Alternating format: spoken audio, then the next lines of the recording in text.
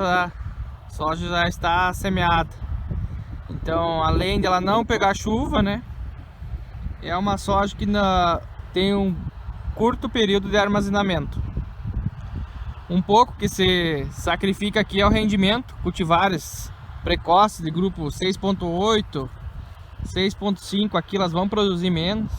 Vão produzir aí em torno de 40, 45 sacos por hectare de 60 quilos. Mas entretanto, o seu rendimento do UBS aí vai para 80%, 75%. Ou seja, sementes muito boas, elas rendem muito bem no beneficiamento de sementes, né? Então elas acabam gerando, rendendo muito na UBS. Então é um fator que muito vale a pena. Cultivares mais tardios um pouco, a partir de grupo 7.5, então ser bem posicionado, acertado o ajuste de plantas, elas chegam a produzir aí 55 a 60 sacos por hectare. Então nessas cultivares precoces, o que é o manejo, né, que a gente fala? A gente tem que trabalhar com uma população mais alta, aí, em torno de 450, 500 mil plantas estabelecidas por hectare. Então a gente tem uma grande demanda, uma grande quantidade aí de sementes por hectare para realizar então essa semeadura aqui no inverno. Então, como eu falei, como a temperatura aqui ela é muito alta, a gente tem um alto percentual então em algumas cultivares, né, dependendo de semente esverdeada. Então, geralmente a gente planeja um plantio aqui, uma semeadura dentro da janela, né, o mais breve possível, para tentar escapar dessa temperatura alta aí que ocorre no mês de agosto. Então, esse alto percentual de sementes esverdeadas geralmente ocorre então em cultivares mais tardias, né? E muitas vezes acabam condenando lotes de sementes formadas. A gente trabalha aqui em torno de 15 a 20% de sementes esverdeadas, não é problema, né? Pois essas sementes já vão ser logo semeadas. Inclusive a cultivar que está sendo semeada aqui, a gente perdeu todos os campos dela na Bahia por sementes esverdeadas. Ou seja, lá na Bahia essas sementes iam ficar armazenadas por 7 a 8 meses até a entrega. Elas sendo cultivadas aqui, um mês e meio depois, essas sementes vão estar entregues, vão estar no campo e não vão ocasionar então problemas de stand de plantas. Pois a gente sabe que semente esverdeada, então seu efeito se pronuncia então ao longo do seu armazenamento. Como o armazenamento é reduzido, a gente não tem esses problemas aí. Então hoje, pessoal, vamos falar um pouco sobre o manejo fitossanitário aqui na cultura da soja. Em relação à ferrugem asiática, aqui então são necessárias 2 aplicações de fungicida, mesmo não havendo molhamento foliar. Então, a partir da metade do mês de junho, a fiscalização passa então em cada lavoura, verificando se há esporos de ferrugem ou não. Então essas 2 aplicações nesse período de vazio, né, no resto do país, é necessário realizar na cultura da soja. Outras questões, então, ser semeado fora do prazo, né, fora do dia 1º de maio a 30 de maio, então a cultura deve ser arrancada ou gradeada fora. Então tem todos esses cuidados. Quanto ao manejo de insetos, presença de percevejo, tem-se uma pequena incidência, mas não é grande problema aqui na produção de soja e semente aqui no estado do Tocantins. Um pouco de cercóspora acontece em algumas cultivares de ciclo um pouquinho mais longo, então é necessário então essas aplicações de fungicida. Pessoal, aqui mostrando para vocês então uma visão mais geral de um projeto, né? A gente tem os canais principais e entre cada parcela os canais secundários. Em frente aqui a gente vai ver um campo de produção de semente stewardship, uma modalidade então, de produção de sementes geneticamente modificadas de soja, né? Uma produção que é um pouco diferenciada, ela é toda regulada, então os parâmetros legais são totalmente diferentes. São cultivares não comerciais, né?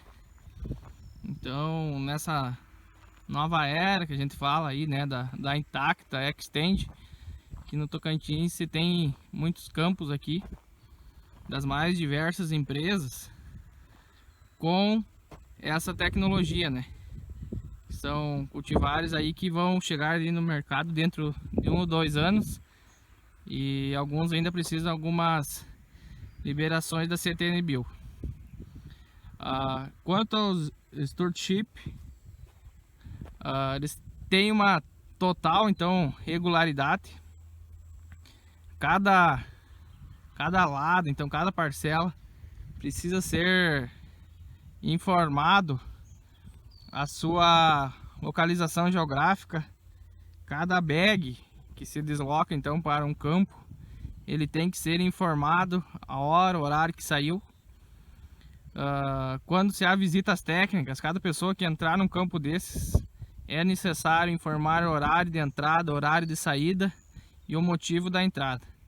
Então, questões de isolamento, então é semeado milho na volta desses ensaios. Mas então aqui mostrar mais uma funcionalidade aqui do estado do Tocantins, né? Essa questão pré-comercial, e podem ter certeza aí que muitos materiais de Extend então serão produzidos para todo o Brasil. Aqui o Tocantins é muito importante nessa etapa aí. Pessoal, então agora dar uma volta aqui nas áreas e vamos comentar um pouco mais sobre os sistemas de cultivo.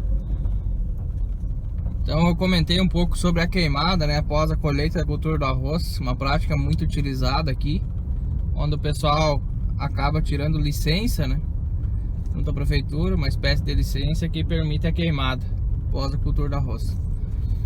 Outro sistema já está ocorrendo aqui, sistema novo aqui para as várzeas do Tocantins, é um pré-plantio direto. Eles utilizam então o rolo-faca, incorpora a palhada do arroz ainda quando tem lâmina de água, né? Tritura essa palhada e incorpora na lama. Então esse é um sistema que já vem sendo utilizado.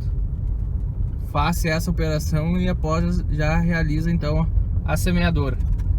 E outro sistema que também tem, o pessoal faz o corte dessa palhada de arroz que restou e acaba enfardando, né? Em fardos de feno. E depois recolhe esses fardos da lavoura e armazena em algum local. E aqui também é muito utilizado plantação de melancia. Tanto é que o maior produtor do Brasil de melancia é aqui da Lagoa da Confusão. Então o pessoal utiliza muito essa palha também para o transporte da melancia. Outras questões também, já foi comentado as cultivares, né? Que muitos grupos de maturação vêm para cá. Porém, cabe ressaltar, né, que não é todas as cultivares que se adaptam neste ambiente. Então tem que se ter muita cautela, né? Principalmente quando a cultivar vem para cá. Primeiro ano que ela vem para cá, não se tem um histórico. Tem que se ter muita cautela.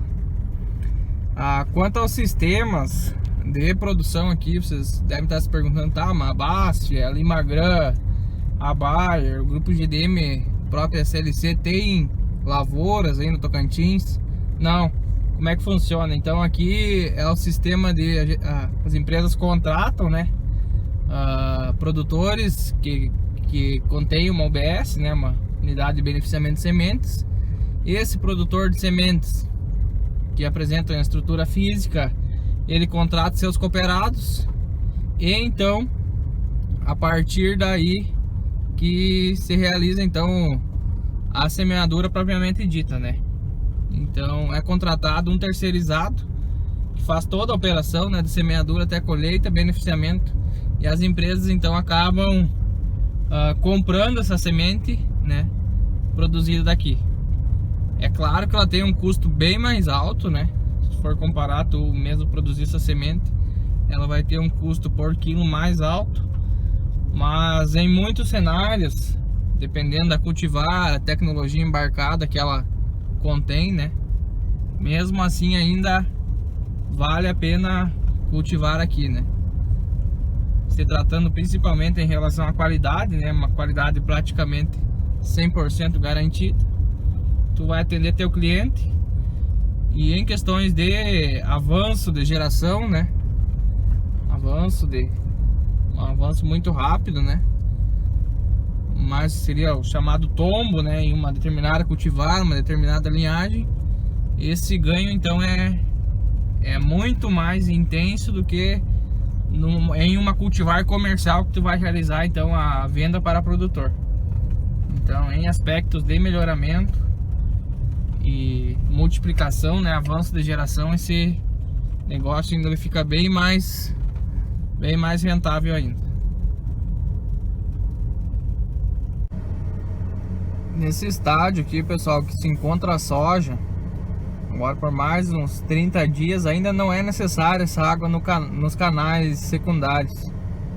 Então tem alguns canais que a gente passou e vocês viram que estavam secos, né? Então para emergência da cultura e uns 30, 40 dias após a semeadura não é necessário água nos canais secundários. Então daqui uns dias o pessoal começa a bombear, né, para os canais principais e somente posteriormente então é lançado água nos canais secundários. Bom, então pessoal, tentei mostrar para vocês aqui um pouco da cultura da soja no inverno aqui no estado do Tocantins, né, que abrange um pouco mais de 60 mil hectares. Tenho certeza que muitos de vocês que irão trabalhar com produção de semente, pesquisa ou melhoramento em grandes grupos como Bayer, Grupo GDM, Syngenta Seeds, BASF, um dia vão se deparar, né, quem trabalhar aí nessas modalidades vão se deparar aqui com o estado do Tocantins, né, para conduzir esses ensaios e também experimentos, né, e multiplicação de sementes. Outros tantos alunos que irão trabalhar em alguma sementeira, né, a fim comercial, tenho certeza também que tanto na região do Cerrado quanto na região sul podem se deparar, né, com esse backup de inverno aqui nesta região. Eu agradeço aí, o Ivan aí pode passar meu contato aí para a turma. O meu muito obrigado aí, uma boa safra a todos aí. Valeu!